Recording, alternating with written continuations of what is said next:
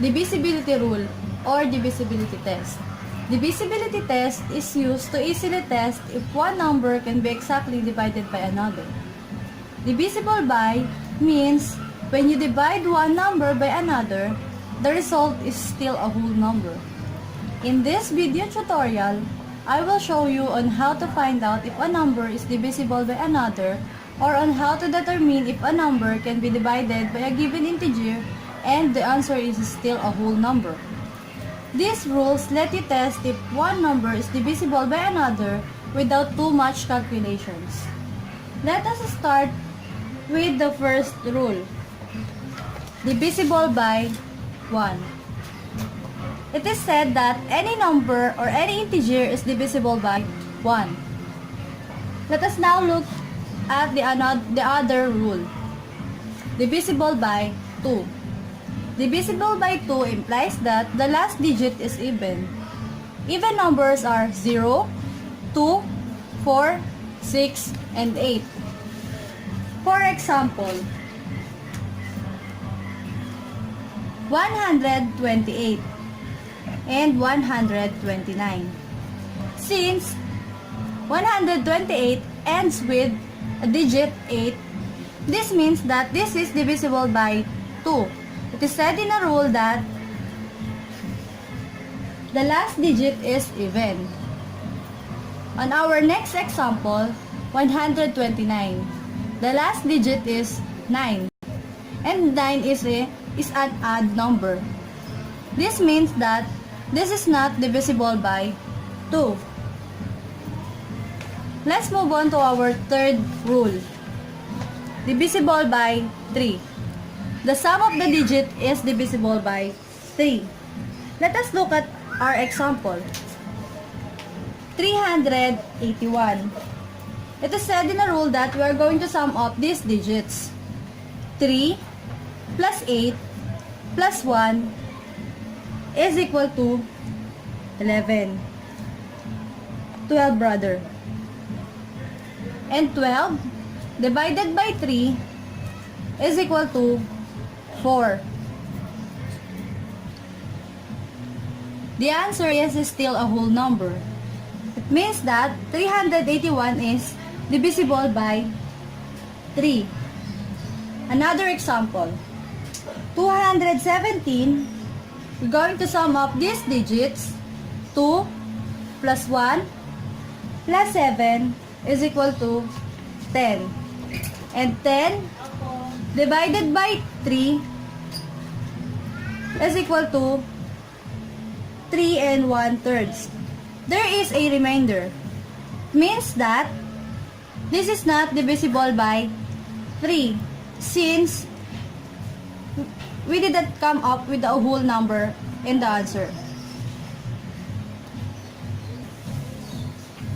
Our next rule is divisible by 4. The last two digits are divisible by 4. In our example, we have 1,312. 12 is our last two digits. And 12 divided by 4 is equal to 3. We come up with a whole number. This means that this is divisible by 4. Another is 7,019. Our last two digit is 19. And 19 divided by 4 is equal to 4 and 1/3. We have a remainder. This means that this is not equal or this is not divisible by 4. Let's take a look on our fifth rule. Divisible by 5. The last digit is 0 or 5. For example, 555 and 100. Since it is said on our rule that a number is divisible by 5 if the last digit is 0 or 5. Since the last digit on 555 is 5, this is divisible by 5. On our next example, the last digit is 0. Means that this is also divisible by 5. Let's take a look on our next rule. Divisible by 6. Divisible by 6 is even and is divisible by 3. For example, 114. The first is to find out if it is even. Since the last digit is 4, we can say that this is an even number. And then, we're going to find out if it is divisible by 3. On our third rule, divisible by 3 is to sum up the digits. 1 plus 1 plus 4 is equal to 6. And 6 divided by 3 is equal to 3. We come up with the whole number. We satisfy that the number is uneven and is divisible by 3. This means that this is divisible by 6. We can see that it passes both the rule for divisible by 2 and divisible by 3. And on our next rule, divisible by 7. Double the last digit and subtract it from a number made by the other digits. The result must be divisible by 7. For example, 105. The last digit is 5. Double the last digit and subtract it from the remaining numbers. The answer is 0. Since 0 is divisible by 7, we can say that 105 is divisible by 7. And our next rule, divisible by 8. The last 3 digits are divisible by 8. A quick check is to have 3 times the result is still the whole number.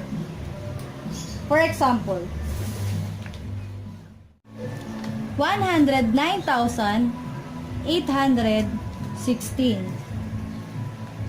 On our rule, it is said that the last 3 digits are divisible by 8. And the last 3 digits is 816. Divided by 8 is equal to 102. We come up with the whole number. This means that 109,816 is divisible by 8.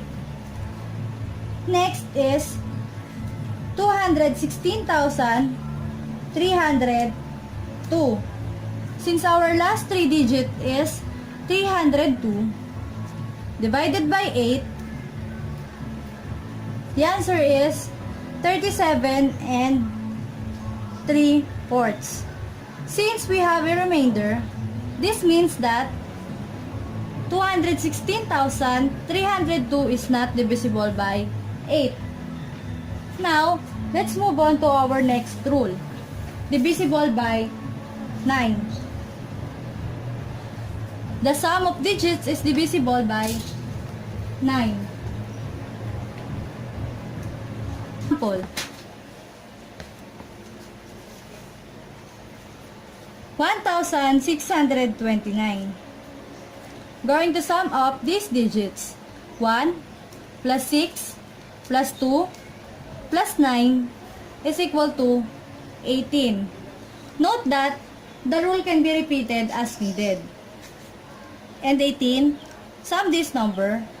1 plus 8 is equal to 9. And 9 divided by 9 is equal to 1. Since 1 is divisible by 9, we can say that 1,629 is divisible by 9. And our next rule, divisible by 10. A number is divisible by 10 if it ends in 0. Let's take a look on our example. 120. Since the last number is 0, we can say that 120 is divisible by 10. Next rule is divisible by 11. It tells that add and subtract digits in an alternating pattern. Then, check if the answer is divisible by 11. For example, 1,364. We're going to add and subtract the digits in alternating pattern. Plus 1, minus 3, plus 6, minus 4. And this is equal to 0. Since 0 is divisible by 11, this means that 1,364 is divisible by 11. Our next example, 913.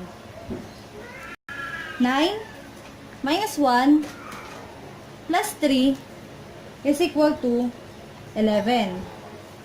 And since 11 is divisible by 11, this means that 913 is divisible by 11.